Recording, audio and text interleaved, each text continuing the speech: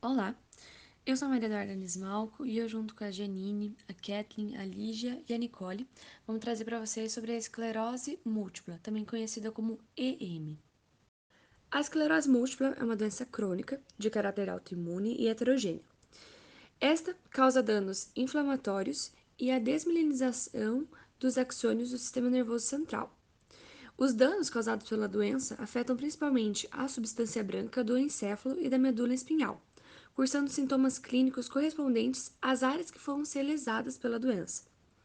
De modo geral, o quadro clínico ele se caracteriza tanto por surtos seguidos por remissões, que podem ou não causar sequelas, deixando sequelas. Essa doença, por sua vez, ela afeta normalmente jovens entre 20 e 40 anos de idade, principalmente do sexo feminino.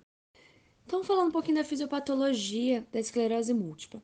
Ainda não é bem explicado na literatura como que desencadeia a esclerose. Muitos estudos trazem que é uma relação complexa entre a genética e os fatores ambientais. E esses fatores ambientais explicam o desenvolvimento e progressão da doença. Contudo, ainda não é muito definido. Pesquisando, você encontra que existem alguns gatilhos que eles chamam, né, entre aspas, que podem levar à doença, como infecções por vírus, deficiência de vitamina D prolongada, exposição a solventes orgânicos, tabagismo e obesidade. O que se sabe bem é que vai ter uma ação do sistema imune de forma desregulada e agressiva ao sistema nervoso central, que está envolvendo no processo patológico.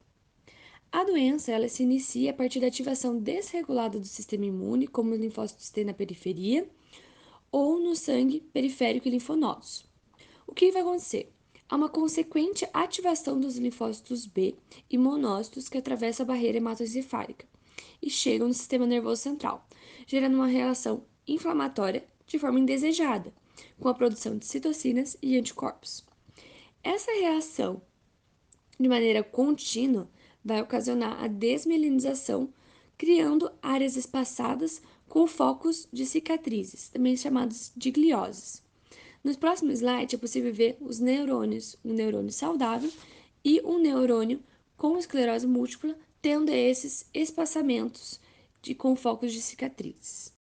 Como comentado, vão ter essas áreas que vão sofrer a desmielinização, com a destruição de oligodendoglias, inflamação perivascular, alterações químicas dos constituintes lipídicos e proteicos da mielina, dentro e ao redor das placas.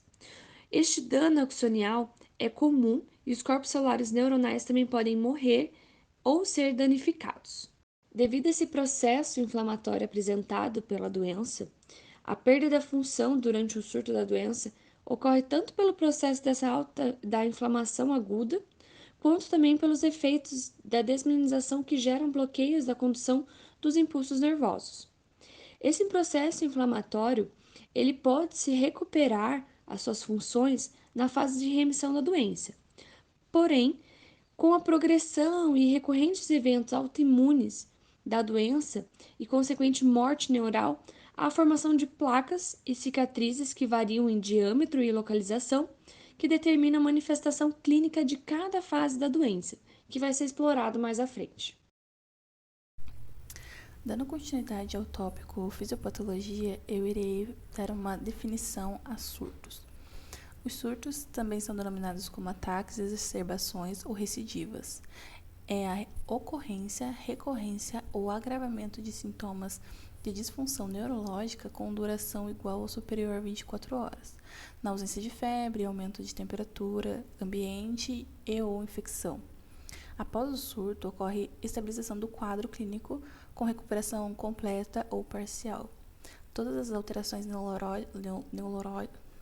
neurológicas que ocorrem dentro de um mês após o surto pertencem ao mesmo evento, mas na prática não é bem assim. Existem a dificuldade para classificar se duas manifestações clínicas pertencem ao mesmo evento. Os tipos clínicos e a forma de diferenciação entre eles é determinada pela ação do sistema imune, se é ativa, produzindo surtos bem definidos, ou se são agressões progressivas e evolutivas desde o início da doença. E a definição de progressão da esclerose múltipla é o agravamento progressivo dos sinais e sintomas neurológicos que vão ser falados pela Nicole, que ocorrem em um período mínimo de 6 meses. Agora, falando um pouco sobre as formas clínicas da esclerose múltipla, temos a forma recorrente remitente. Essa forma ela é predominante entre pacientes com esclerose múltipla. Ela ocorre em 70% a 80% dos casos. Ela é caracterizada por exacerbações ou surtos, seguidos por um grau variável de melhora do déficit neurológico, podendo ser completa ou evoluir com uma disfunção sintomática residual. Não há uma progressão dos déficits entre os surtos. Em 85% dos casos, a forma recorrente remitente, após 10 anos, ela evolui para a forma secundariamente progressiva da esclerose múltipla. A primária progressiva, ela ocorre de 10 a 15% de todos os casos de esclerose múltipla, atinge igualmente ambos os sexos em uma faixa etária mais tardia. O diagnóstico dessa forma ele é mais difícil, pois não há um critério, não há critérios clássicos de disseminação temporal. Sendo assim, é necessário uma progressão de 12 meses para o seu estabelecimento. Nessa forma, a progressão desde o início da doença, com velocidade pode ser variável, ocorrendo em períodos de estabilização discreta, ela ocorre, e daí tem períodos de estabilização e tem discretas melhoras, não são muito bem claras as melhoras, mas nunca ocorre surtos bem definidos. A forma clínica secundariamente progressiva, ela é presente em 15 a 20% dos casos. Sua caracterização depende de análise retrospectiva, pois a confirmação da progressão mantida após 6 meses é preconizada para sua definição. Como eu falei, para ser a definição, né, de progressivo, tem que ser no mínimo 6 meses. Então, tem que fazer um acompanhamento aí a partir desses 6 meses. Inicialmente, o curso apresenta-se como uma forma de recorrente, remitente, com uma posterior progressão, com ou sem surtos, com discretas remissões e estabilizações, e há uma progressão contínua dos déficits independente da presença de surtos. A forma progressiva com surtos ela é mais rara dentre todas as formas, acomete 5% dos casos ou menos. Apresenta início progressivo com presença posterior de surtos bem definidos e evolução progressiva. O período entre os surtos também cursa com uma contínua progressão. E é importante enfatizar que a diferenciação entre as várias formas clínicas é importante para uma estimativa do prognóstico, realização de estudos, né, com o paciente e programação do tratamento que será realizado com esse paciente.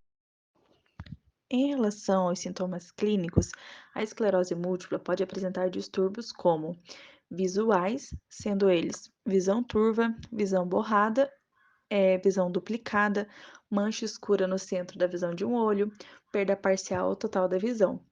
Também pode apresentar problemas cognitivo-mental, como falta de memória, falta de atenção, lentidão no processamento de informações, depressão e ansiedade. Já na bexiga e no intestino, pode ocorrer casos de incontinência urinária e dificuldade no controle para defecar. Pode apresentar também sintomas como disfunção sexual com a perda de libido.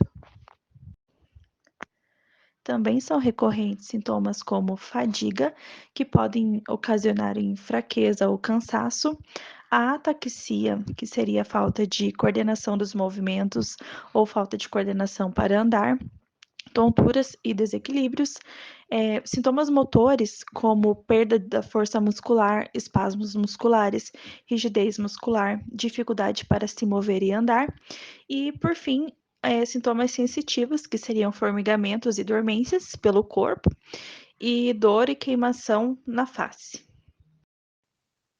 Bom, em relação ao tratamento, são utilizados os corticoides para o início agudo dos sintomas e exacerbações, os imunomoduladores para prevenir exacerbações e postergar a deficiência.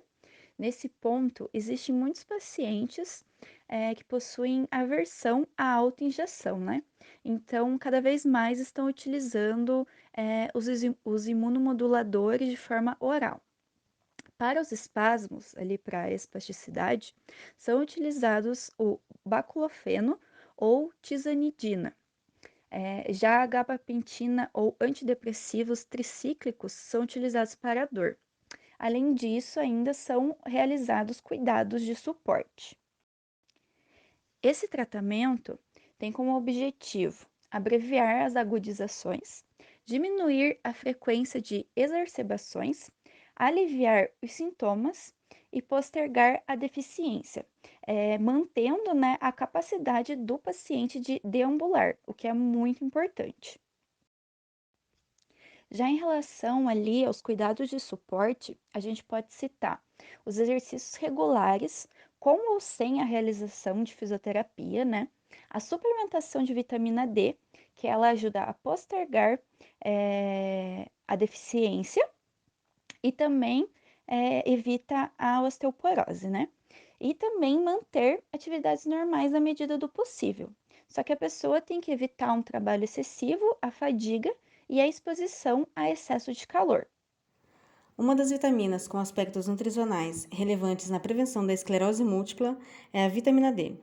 Ela apresenta aspectos imunomoduladores sobre células do sistema imunológico, sobretudo linfócitos T, e também na produção e na ação de diversas citocinas, além de regular a absorção de cálcio e fósforo.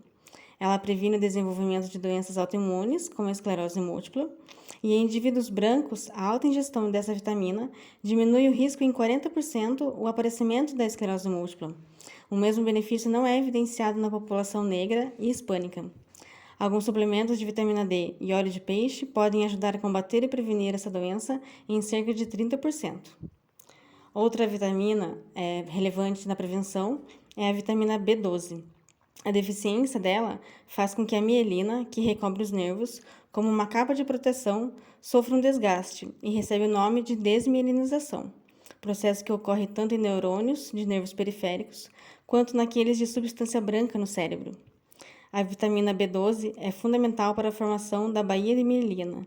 Sua deficiência desestabiliza as estruturas da mielina e interrompe a mielinização, podendo dificultar e até mesmo interromper a transmissão de impulsos nervosos, provocando contínua dificuldade em andar, no equilíbrio e na visão.